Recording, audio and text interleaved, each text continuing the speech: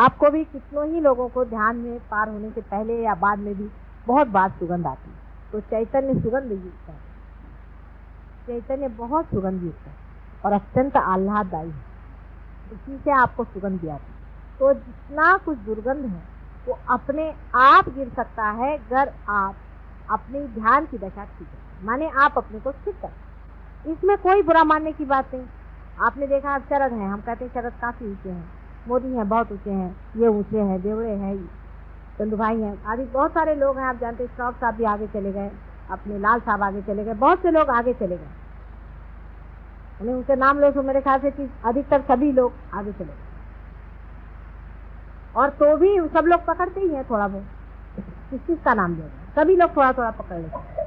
शरद ने अभी पकड़ लिया था पूरी तरह से, 3 दिन पहले उन्होंने बहुत बुरी तरह से पकड़ लिया था। ठीक है, पकड़ लिया तो पकड़ लिया, लेकिन समझ में आ रहा है कि पकड़े हैं, इसकी हालत हो रही है, पकड़ गए ये समझ में आ रहा है। उसको निकाल डालना बहुत आसान है, रियलाइज आदमी के लिए तो बहुत ही आसान। उसको किसी तरह से निकाल डालना चाहिए। वो कैसे निकालना चाहिए, क्या करना चाहिए, उसकी क्या क्या विधियां हैं, ये लोग सब जानते हैं और अपने ऊपर एक्सपेरिमेंट करें।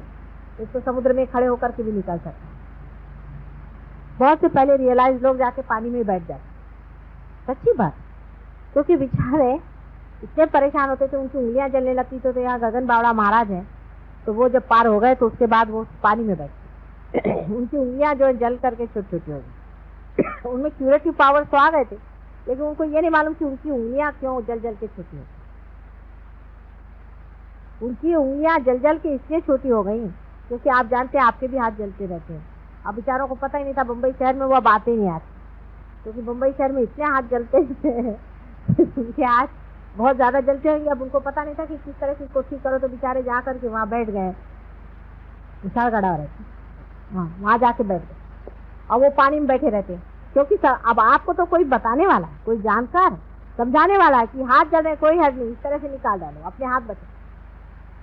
हमारे देवड़े साहब के हाथ 2-4 लोगों से ऐसे बुरी तरह से जले थे कि वो तो किसी को देख के बिल्कुल नर्वस हो जाते हैं। माता जी इनसे कल वो दाढ़ी वाले जो आए थे, उनको देखते साथ उनके दोनों हाथ आकाश में घूमने लगे।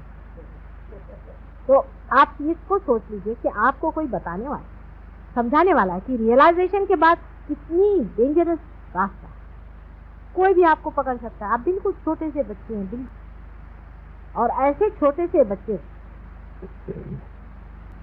बहुत जरूरी है कि अपनी स्थिति जो है उसको संभाले रखें।